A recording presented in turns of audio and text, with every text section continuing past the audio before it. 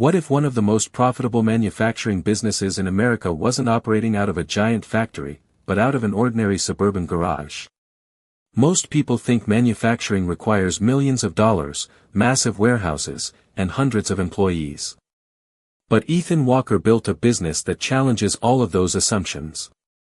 At 31 years old, Ethan runs a small manufacturing company from a property that looks almost identical to every other home on his street. There's no giant sign out front. No fleet of trucks lined up in the parking lot. No corporate headquarters. Yet every month, products leave this workshop and end up in facilities, warehouses, and businesses across the country. What makes this story even more surprising is that Ethan didn't start with industry connections, specialized training, or a large investment. In fact, when he first got interested in manufacturing, he was working a regular job and looking for a way to create something of his own. Like many people, he assumed manufacturing was reserved for large corporations with deep pockets. But after spending time researching niche industries, he discovered a corner of the market that almost nobody was talking about. It wasn't glamorous. It wasn't trendy. And it definitely wasn't the kind of business people brag about on social media. Yet customers needed the product constantly, competitors were limited, and demand remained steady year after year. Today, that discovery has turned a simple home-based operation into a business generating revenue that many traditional small businesses never reach. And the most fascinating part is that most people drive right past opportunities like this every single day without ever noticing them. The garage you're looking at doesn't resemble a factory. But inside, it produces products that solve real problems, serve real customers, and generate real profit. So what exactly is Ethan manufacturing, and why is this one of the most underrated businesses you can start from home? The surprising thing is that Ethan never planned to get into manufacturing. Like a lot of people looking for extra income, he spent years exploring the same opportunities everyone talks about. He looked at online stores, affiliate marketing, reselling products, and even service businesses. Every option seemed to come with the same problem. The competition was everywhere. Thousands of people were selling the same products, targeting the same customers, and fighting for attention on the same platforms. The more Ethan researched, the more he noticed a strange pattern. Everyone wanted to sell products, but very few people wanted to make them. That observation eventually led him down a completely different path. Instead of searching for the next popular trend, he started studying small manufacturers that supplied products to other businesses. What he found was eye-opening. Many of these companies were producing simple items that most consumers never think about. They were not building smartphones, luxury products, or cutting-edge technology. They were manufacturing small components, replacement parts, specialty accessories, and custom items that solved specific problems. More importantly, many of these businesses had been operating successfully for years with very little competition. That was when Ethan realized something most people overlook. Boring products often create extraordinary opportunities. Customers do not care whether a product is exciting. They care whether it solves a problem. If a factory manager needs a replacement component, if a warehouse needs a custom part, or if a contractor needs a specialized product delivered on time, they are not looking for entertainment. They are looking for reliability. The deeper Ethan researched, the more attractive the opportunity became. Many of these markets had loyal customers, recurring orders, and surprisingly high margins. Some manufacturers were producing products that sold for several times the cost of raw materials simply because very few companies were willing to serve those niches. While most entrepreneurs were chasing crowded markets, Ethan became fascinated by industries that nobody seemed interested in. And eventually, one particular product caught his attention. It was simple, highly practical, consistently needed, and almost completely ignored by aspiring business owners. The more he investigated, the more convinced he became that this overlooked product could become the foundation of an entire business. The product that caught Ethan's attention was not something you would ever see featured in a television commercial. It was not a consumer gadget, a fashion item, or a trendy product people showed off online. It was a specialized rubber spacer used by manufacturers, equipment installers, and industrial maintenance companies.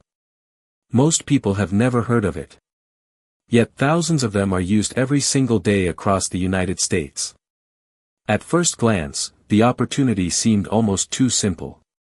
The product was small, lightweight, inexpensive to ship, and relatively straightforward to manufacture. But what really stood out was the market itself. Most suppliers serving the industry were either large manufacturers focused on massive orders or overseas companies with long lead times. That left a gap in the middle of the market.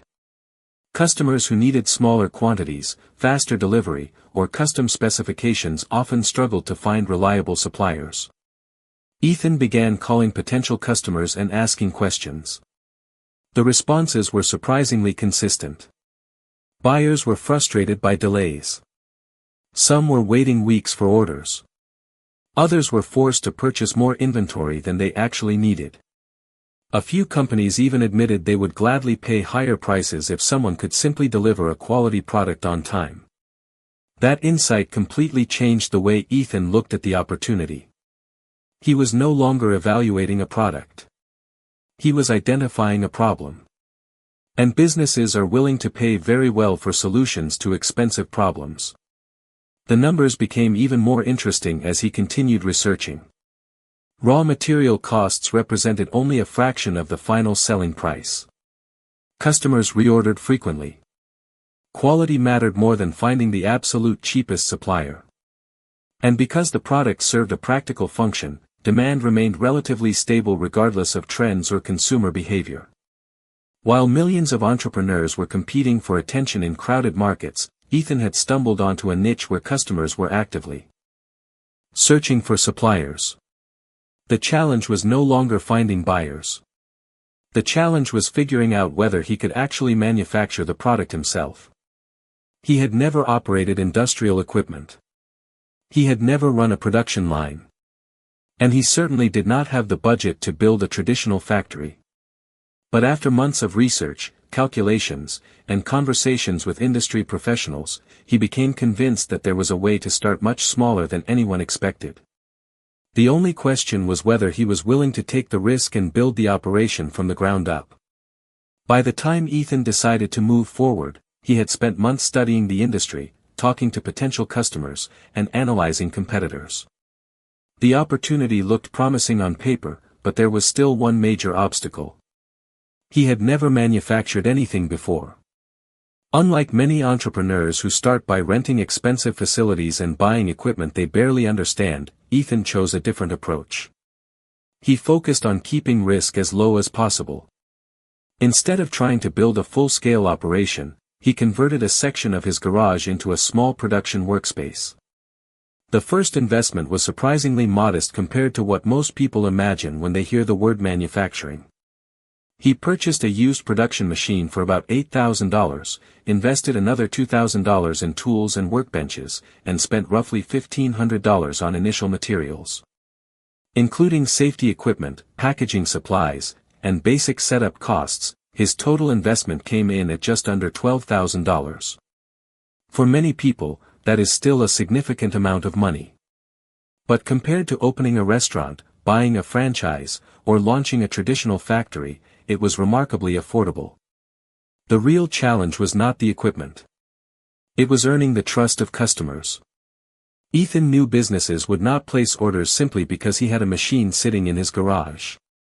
They needed proof that he could consistently deliver quality products. That meant learning every part of the process himself. During the day, he worked his regular job. At night, he experimented with production runs, tested materials, and refined his manufacturing process. Some days were frustrating. Products failed quality checks. Material costs were higher than expected. Production times were slower than his calculations suggested. But each mistake taught him something valuable about the business. Eventually, he reached a point where he felt confident enough to approach his first potential customer. The order itself was not large. In fact, the revenue barely covered some of his startup expenses. But that was not the point. The first sale proved that a company was willing to trust a small independent manufacturer over larger competitors. Then something even more important happened. The customer came back and ordered again. That second order changed everything. It confirmed that the business was solving a real problem rather than simply getting lucky. For the first time, Ethan could see a path forward. The garage was no longer an experiment. It was becoming a real manufacturing operation. And as new orders started arriving, he finally had the data he needed to answer the question every entrepreneur wants answered. How much money could this business actually make? Once the orders became consistent, Ethan finally had enough numbers to understand the true economics of the business. And what he discovered explained why so few competitors were willing to enter the market. On the surface, the product seemed inexpensive. A customer might pay between $150 and $400 for a typical order depending on specifications and quantity.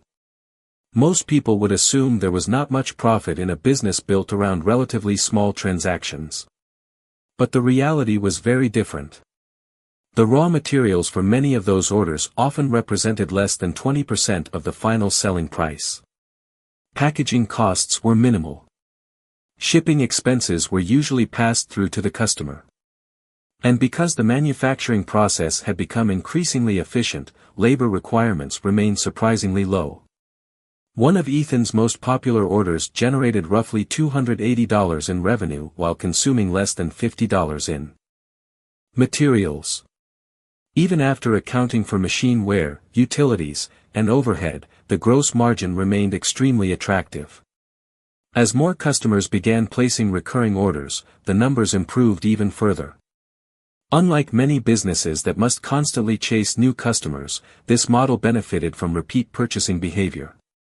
Once a company approved a supplier and integrated a product into its operations, switching vendors created additional work and risk.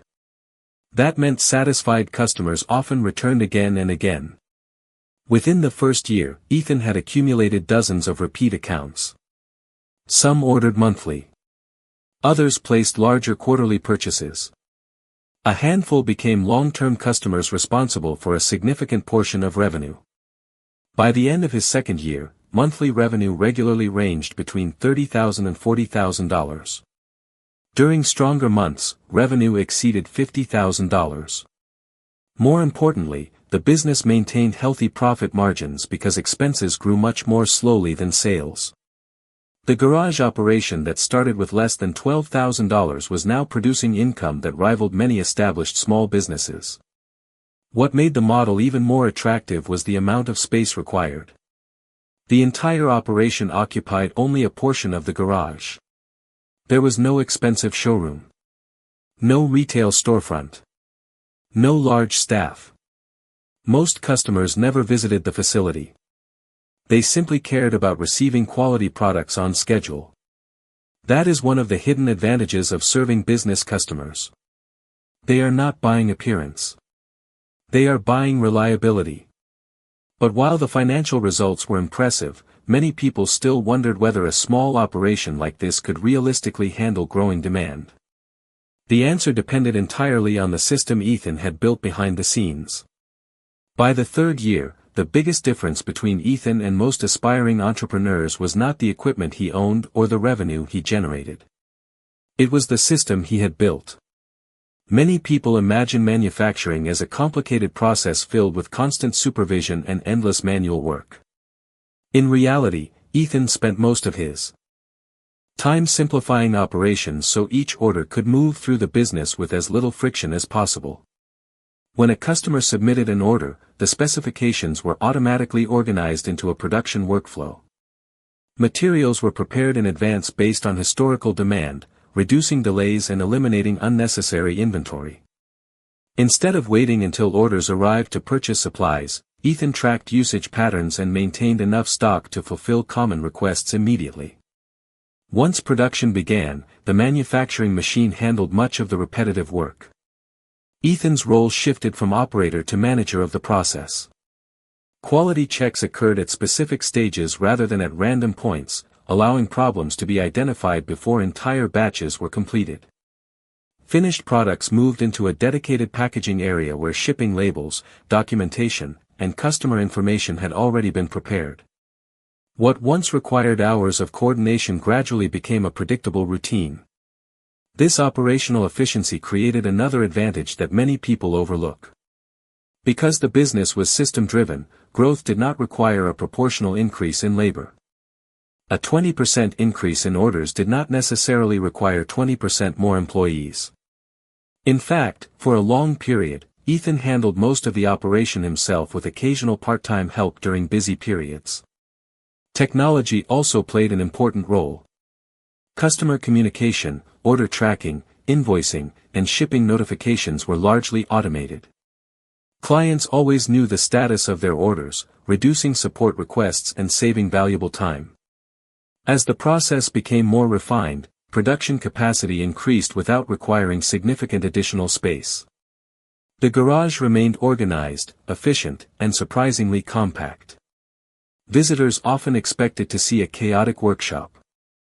Instead, they found a clean operation built around repeatable systems. That was the lesson Ethan learned early. Successful manufacturing is not about working harder every day. It is about building a process that produces consistent results. Once the system was working, the business became far more scalable than most people would expect from a home-based operation. But there was still one question that remained.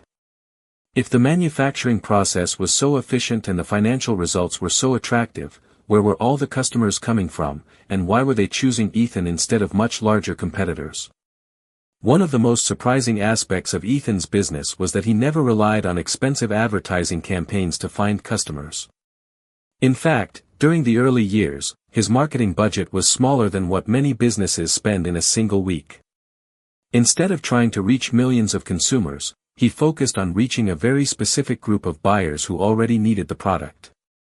The first source of customers came from direct outreach.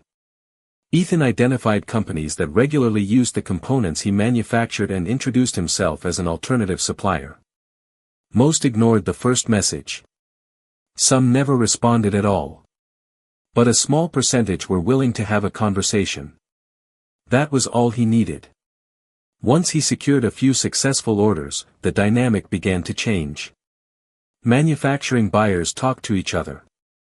Purchasing managers moved between companies. Recommendations spread through professional networks. Slowly, referrals started generating new opportunities. The second source of growth came from search traffic. Ethan built a simple website focused entirely on solving customer problems. Instead of trying to create flashy marketing, he answered common questions, explained specifications, and made it easy for buyers to request quotes. Over time, companies searching for suppliers began finding his business online. Some of those visitors became customers. Others requested custom projects that competitors were unwilling to handle. The third growth engine was repeat business. This became the most valuable customer acquisition channel of all. Once a company integrated his products into its operations, reordering became the easiest option. The product specifications were already approved. The relationship was already established. The trust had already been earned. Many customers simply continued placing orders because changing suppliers offered very little benefit. By the end of the third year, a significant percentage of revenue came from existing accounts rather than new customers. That consistency made forecasting easier and reduced the pressure to constantly chase sales. But perhaps the most interesting part was what Ethan did not compete on. He did not try to be the cheapest supplier. He knew larger manufacturers could often produce at lower costs. Instead, he focused on responsiveness, customization, and reliability. Customers received answers quickly. Orders were delivered on time. Special requests were handled without unnecessary delays. Those advantages may sound simple, but they created a powerful competitive position. And that raised an important question. If larger companies had more resources, more employees, and bigger facilities, what prevented them from simply copying Ethan's approach and taking the market for themselves? The reason larger companies never completely overwhelmed Ethan's business came down to something that is often misunderstood in manufacturing. Most people assume scale automatically wins. In reality, many large manufacturers are optimized for large orders, standardized production, and maximum efficiency. That sounds like an advantage until a customer needs something different. Ethan discovered that the very things making larger competitors efficient also made them less flexible. A customer requesting a small production run often received little attention. A company needing a custom specification could face long approval processes. Some buyers were forced to wait weeks just to receive a quote. Ethan built his business around solving those exact frustrations. Because the operation was smaller, decisions happened quickly. Quotes could be delivered within hours instead of days. Custom requests could be evaluated immediately. Production schedules could be adjusted without layers of management approval. Over time, that responsiveness became one of the company's strongest competitive advantages. Another protective layer came from accumulated knowledge. While the product appeared simple from the outside, years of production experience had taught Ethan countless small lessons. About materials, tolerances, quality standards, and customer requirements. New competitors often underestimated how much expertise was hidden inside what looked like a straightforward manufacturing process. The relationships he developed also became increasingly valuable. Many customers had been working with Ethan for years. They trusted the quality. They trusted the delivery times. Most importantly, they trusted that problems would be resolved quickly if they ever occurred. In business-to-business markets, trust is often worth more than a small price difference. As revenue continued growing, Ethan gradually expanded capacity. He added additional equipment, improved workflows, and brought in specialized help where needed. Yet he remained disciplined about growth. Rather than chasing every opportunity, he focused on serving profitable customers and protecting operational quality. That approach allowed the business to grow without creating unnecessary complexity. Looking back, Ethan believes the biggest misconception about manufacturing is that people think they need a massive facility before they can begin. His experience showed the opposite. What mattered most was identifying a problem, understanding a market, and building a system capable of delivering consistent results. The garage was never the secret. The secret was finding a niche that larger competitors ignored and serving customers better than they expected. And for anyone considering a path like this, that leads to the most important question of all. Who should seriously consider starting a business like this, and who should avoid it entirely? After everything Ethan learned building this company, the biggest lesson had nothing to do with manufacturing equipment, production techniques, or even sales. The biggest lesson was that opportunity often hides in places most people ignore. When he first started looking for a business, he focused on the same industries everyone else was talking about. The more popular the opportunity seemed, the more crowded it became. It was only when he started paying attention to overlooked markets that things changed. Looking back, Ethan believes his biggest mistake was waiting so long to start. He spent months researching, comparing options, and searching for the perfect plan.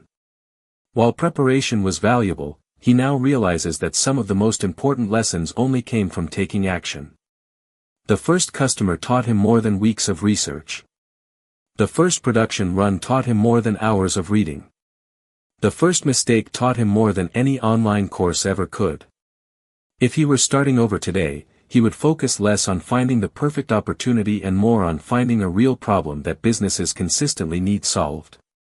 He would start smaller, launch faster, and spend more time talking directly with potential customers. For anyone considering a similar path, Ethan believes the ideal person is not necessarily someone with manufacturing experience. It is someone who enjoys solving practical problems, learning systems, and improving processes over time. On the other hand, people looking for instant results or passive income are usually disappointed. Building a business like this requires patience, consistency, and a willingness to improve little by little. The first step is surprisingly simple. Find a niche product that businesses already buy, study the suppliers serving that market, identify frustrations customers face, and look for ways to deliver a better solution. That process will reveal opportunities most people never notice. Today, the garage operation that started with less than $12,000 has become proof that extraordinary results do not always come from extraordinary ideas. Sometimes they come from ordinary products, ordinary customers, and ordinary problems solved exceptionally well. And perhaps that is the most valuable principle of all. The biggest opportunities are often not the ones attracting the most attention. They are the ones quietly creating value while everyone else is looking somewhere else.